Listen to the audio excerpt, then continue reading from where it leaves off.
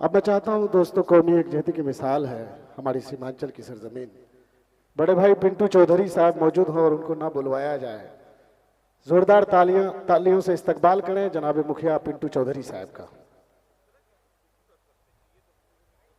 Congress party के जिला अध्यक्ष हैं और बिशनपुर से मुखिया भी हैं। धन्यवाद।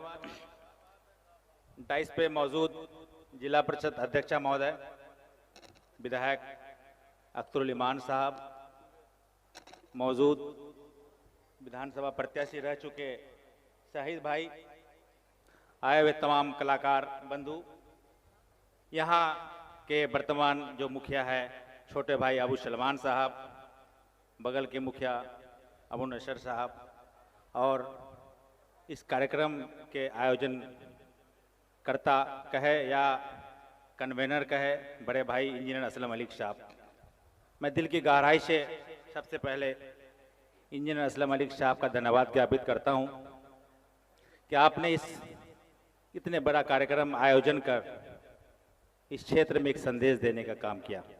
इसके लिए जिला कांग्रेस कमेटी के अध्यक्ष होने के नाते मैं आपका दिल से आभार व्यक्त करता हूं। आज इमरान प्रताप गिरी जी को हम लोगों ने बागडोरा एयरपोर्ट से रिसीव कर सर्किट हाउस लाया है। कई कार्यक्रम रास्ते में, क्योंकि वो ऑल इंडिया कांग्रेस माइनॉरिटी विभाग के हमारे चेयरमैन भी है, साथ ही साथ राज्यसभा के सांसद हैं। अकलितों, दलितों, दबे कुचले की आवाज है। आप सब उनका सुनने के लिए यहाँ आए हैं। निश्चित रूप से बहुत जल्द वो आपके बीच होंगे। उससे पहले तबरेज हाशमी साहब, हमारे भाई साहब, इस नाचीज को दो शब्द कहने का मौका दिया, इसके लिए मैं उसको दिल की आभार करता हूं, धन्यवाद ज्ञापित करता हूं। ये कार्यक्रम तो एक तरह से सामाजिक ताने बाने को मजबूत करने के लिए, आपसी भाईचारगी को बढ़ाने के लिए, गंगा जमुना तहजीब, हिंदू मुस्लिम एकता को बढ़ाने के लिए भारत जोड़ो मुशायरा के नाम से रखा गया है। इसके लिए इंजीनियर असलम अली साहब का सार्थक पहल है। आप सभी जानते हैं श्री राहुल गांधी जी के भारत जोड़ो यात्रा का परिणाम सामने में क्या आया है। कर्नाटक का परिणाम ये बताने के लिए काफी है। जो इस देश में जातिवाद के नाम पर, हिंदू मुस्लिम के नाम पर, नफरत के नाम पर जो राजनीति कर जो एक दीवार खड़ा किया गया, इस दीवार को तोड़ने के लिए राहुल गांधी जी ने जो संकल्प लेके आगे बढ़ने का काम किया है, उसी को इमरान प्रताप गिरी जी आगे बढ़ाने के लिए अलता कमलपुर की इस पाक सरजमी पे आ रहे हैं। मेरे दोस्तों, मेरे नौजवान साथियों, ये हिंदुस्तान एक फूलों का बगीचा है। कश्मीर से लेके कन्याकुमारी तक तरह तरह के फूल है। इस बगीचा से एक भी फूल को यदि कुचल दिया जाएगा, इस फूल में हिंदू है, मुस्लिम है, सिख है, ईसाई है, बौद्ध है, सभी धर्म, सभी जाति, सभी वर्ग के लोग हैं।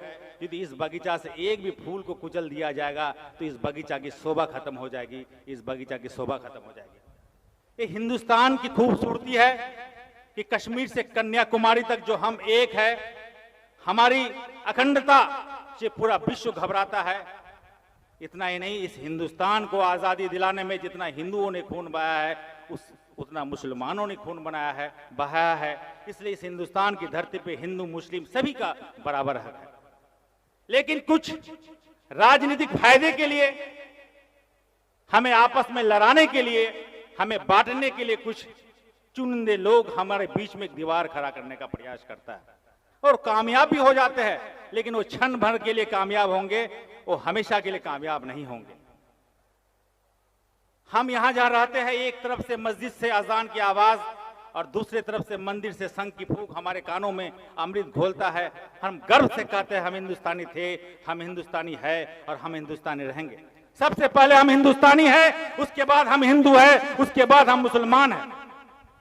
मेरे दोस्तों, 9 महीना माँ के कोख में आप भी थे, 9 महीना माँ के कोख में मैं भी था। जन्म के बाद पाला वो सब माँ आपने भी कहा, माँ मैंने भी कहा। किसी ने कुरान पढ़ी, किसी ने गीता पढ़ा।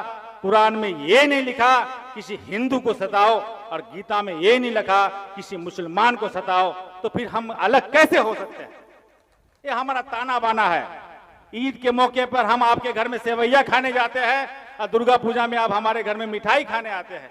ये ताना बाना को कोई खत्म नहीं कर सकता।